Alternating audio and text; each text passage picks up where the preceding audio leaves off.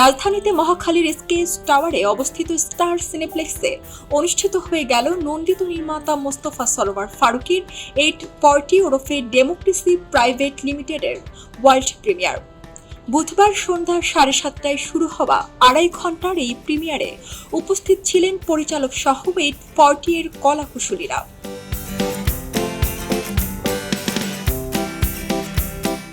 এছাড়া সিনেমা হলে বসে ফারুকীর নতুন এই ফিকশনটি উপভোগ করেন আমন্ত্রিত অতিথি, গণমাধ্যম কর্মী ও অন্যান্যরা।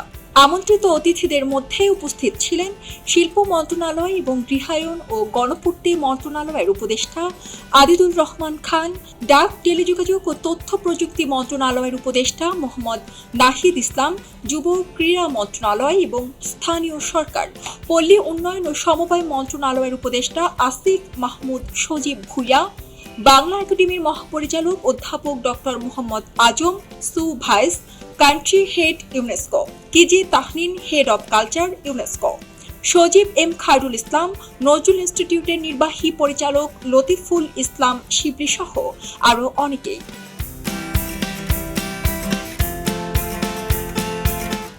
840 ওরফে ডেমোক্রেসি প্রাইভেট লিমিটেড বড় পর্দায় উপভোগের সময় দর্শকরা রূপালী পর্দায় বুঁদ হয়েছিলেন মন্ত্রমুগ্ধের মতোই। বিভিন্ন দৃশ্যে তাদের উচ্ছ্বাস প্রকাশ করতে দেখা গেছে। ফারুকীর এই নতুন কাজটি বাংলাদেশের গদ বাঁধা রাজনৈতিক বাস্তবতার প্রতিচ্ছবি বলেও তারা মন্তব্য করেন। সিনেমা হলে এসে সবাইকে 840 দেখতে আমন্ত্রণ জানান তারা।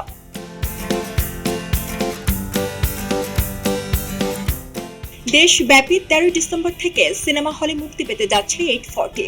এতে অভিনয় করেছেন অভিনেতা নাসির উদ্দিন খান, মারজুক রাসেল, ফজলুর রহমান বাবু, বিজরি বরকতুল্লাহ, জাকিয়াবাড়ি মম সহ অনেক পরিচিত মুখ।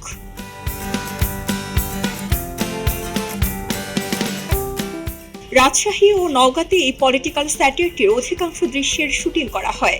এর আগে রাজনৈতিক ও সামাজিক অনুষঙ্গগুলো তুলে ধরে 2007 সালে 420 নামে ধারাবাহিক নির্মাণ করে চারদিকে শোরগোল তুলেছিলেন ফারুকী।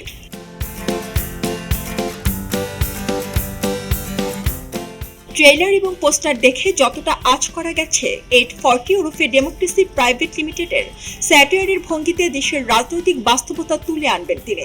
840 সিনেমাটি প্রযোজনা করেছেন Nusrat Imroz Tisha in association with Impress Telefilm. চিত্রগ্রহণ করেছেন শেখ রাজিবুল ইসলাম।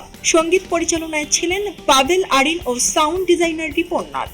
সম্পাদনায় তাহসিন মাহিম ও শিল্প পরিকল্পনা করেছেন ইব্রাহিম এইস বাবু। পোশাক পরিকল্পনা করেছেন পূজাঞ্জলি চৌধুরী ও মেকআপে ছিলেন মোহাম্মদ খায়রুল ইসলাম।